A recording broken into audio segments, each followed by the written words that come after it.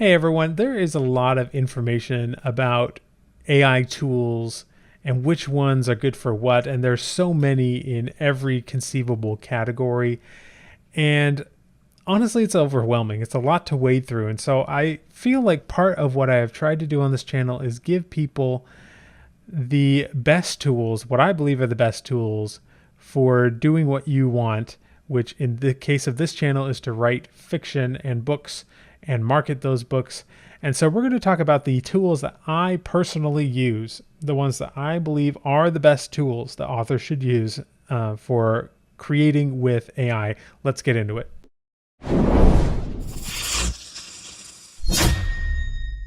All right, starting with tool number one, this should come as no surprise, but tool number one is ChatGPT. I use it for almost everything. It is probably the most used tool, and I use it for writing, I use it for brainstorming, I use it for every conceivable thing. And so this, like I said, this one should come as no surprise. It is highly useful. I do subscribe so I can get ChatGPT Plus. So I have access to GPT-4 and the Browse with Bing and all of the plugins associated with it. 20 bucks a month, 100% worth it, in my opinion.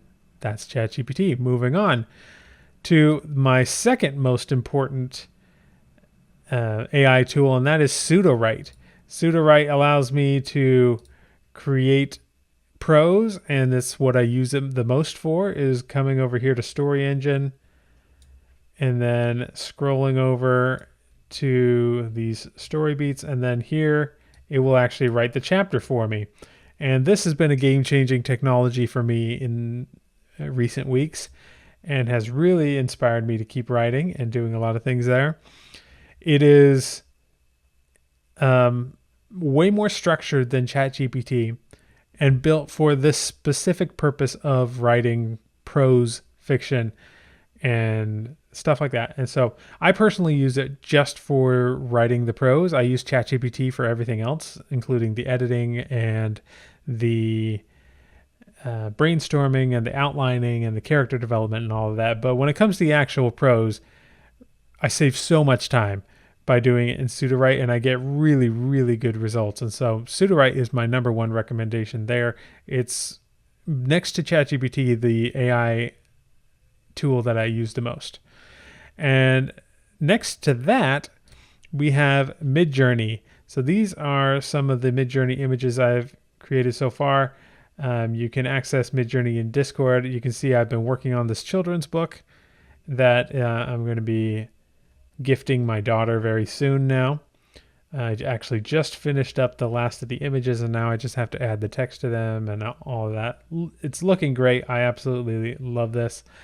But Midjourney is without a doubt the number one AI art generator currently.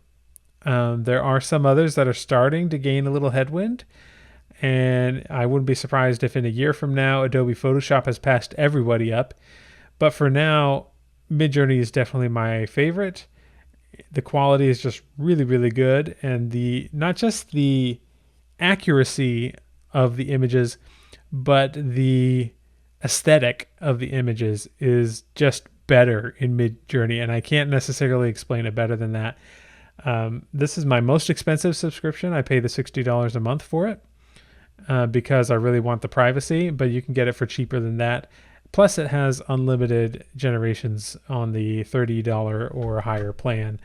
And so creating art is a huge, important part of marketing my books, and I use it for advertising. I'm going to be using it for some limited book covers for a specific reason that I'll talk about in a future video. I use it for interior artwork. There's just all kinds of things you can use it for. And so those three, ChatGPT, PseudoWrite, and Midjourney, are kind of like the big trifecta. Those are the ones I use the most. And if I could only use one of those things, it would be ChatGPT. But honestly, getting rid of any of the three would be really, really hard for me. I would get rid of everything else on this list before I get rid of these three.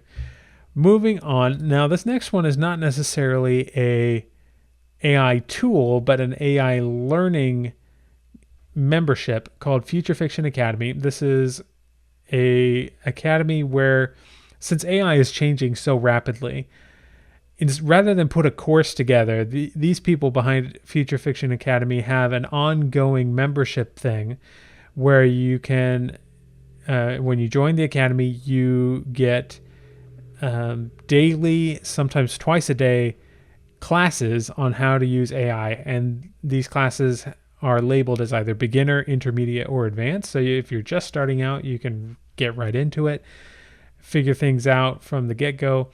And it's all done live, so you can ask questions and get those answers live. There are a couple of different instructors for it. There's a slight possibility that if I have the time in the future, I might also be doing a little bit of instruction for it. But also, if you want to get those really advanced prompts and really start to see what ChatGPT and all of these other language models can do, then Future Fiction Academy has a number of things available there for you. I am a part of this community, and as such, I have linked to an affiliate link below. Definitely check them out, because this is by far the best way to learn about writing fiction with AI, hands down. I can say that even creating an educational resource on this channel, we can say that my channel is the best free way to learn about all of these things, okay? But Future Fiction Academy is if you really want to dive deep. I've been learning so much from them, and I highly recommend you go check them out as well. All right, moving on. ProWritingAid. This is my weapon of choice when it comes to proofreading, and it is an AI tool. A lot of people don't understand this, but even before AI kind of exploded onto the scene at the end of last year, ProWritingAid was already using AI in order to identify ways to improve a manuscript in the proofreading process. And I understand that they have added a few more, like these rephrase suggestions you see it talking about here, and style improvements. Some of those are AI powered as well. And so this is an AI tool, and it's one of the most important ones that authors can have, and probably one of the most widespread already. But one of the reasons why I like them is that they do have a lifetime subscription option, so you can check that out as well. All right, moving on to Audio11 Labs. As of this recording, is currently the best option for creating something like an audiobook or just simulated voices using AI, and it does a fantastic job. I've actually created a whole audiobook with it that maybe I'll release at some point in the future, just as a curiosity. I'm not entirely sure I want to create more with it. It is a little expensive for AI audio, but it is without a doubt the best one on the market, and it comes in multiple languages. You can create your own voices. You can create voices based on your own voice with only a few minutes of audio. It's actually really phenomenal and one of the funnest things to play around with. But if you're trying to get multiple hours of audio from it, firstly, the interface is a little bit tricky to figure out, and secondly, it is going to cost you probably at least $100 to generate that audiobook, depending on how large your book is. But that said, hands down the best one. It's the one that I use if I'm trying to create audio for my books, and if that ever changes, I will of course let you know, but this is definitely a good one to check out. Next, we have Originality AI. I don't use this one a ton, but I do use it. It is in my opinion, the best AI detector out there. There may be reasons why you might want to look at this, because, you might just be interested in seeing how well your own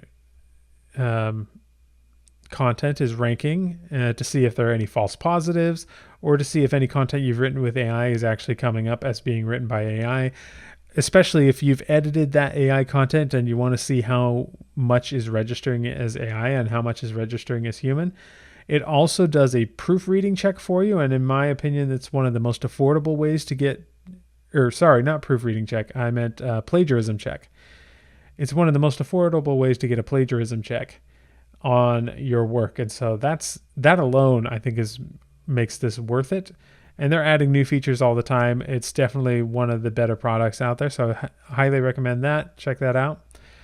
All right, next we're going to, this one isn't often thought of as an AI software, but Adobe Photoshop now has AI features directly in it, and they are so fantastic that I'm basically looking at Photoshop as an AI tool now, but just an AI tool with so many other capabilities that have been around for decades now.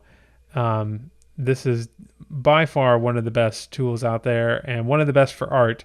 Not necessarily for generating art, but the fact that you can modify the artwork in such a way, you can extend the boundaries of the art, you can add things in the art. It's really good for modifying your art, which Midjourney, as great as it isn't quite there yet. You can't really take the art that it gives you and make subtle modifications, specific modifications, and things like that. And so Photoshop is what I use for all of that. All right.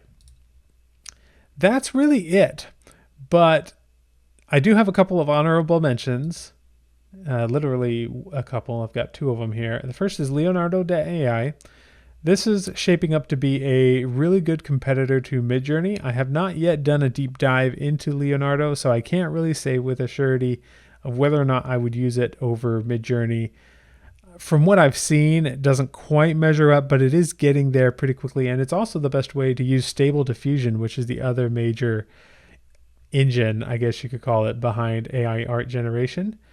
And so I would check out Leonardo AI. You get an awful lot of free generations with Leonardo, which is something that you might want to look into. If you're looking for free art, this is definitely the place I would start.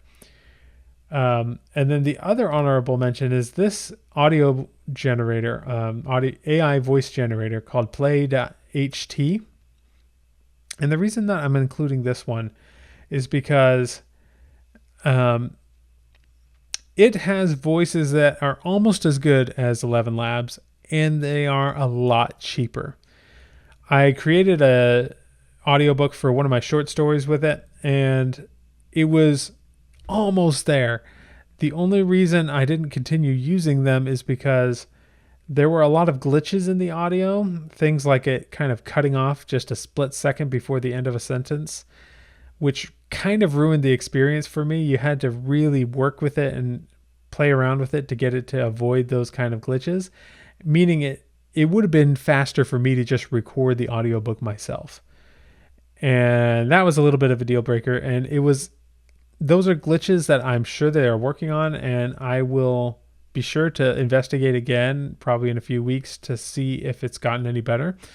But they may have already fixed it. And so you might want to check it out. Because I do think this is the second best version of AI voice generation compared to 11 Labs. And the only reason I don't put it above 11 Labs is because of those glitches that I had. Otherwise, it would be a really good option, I think, for creating AI audiobooks. And that does it. Thank you much for listening, and I will see you in the next video.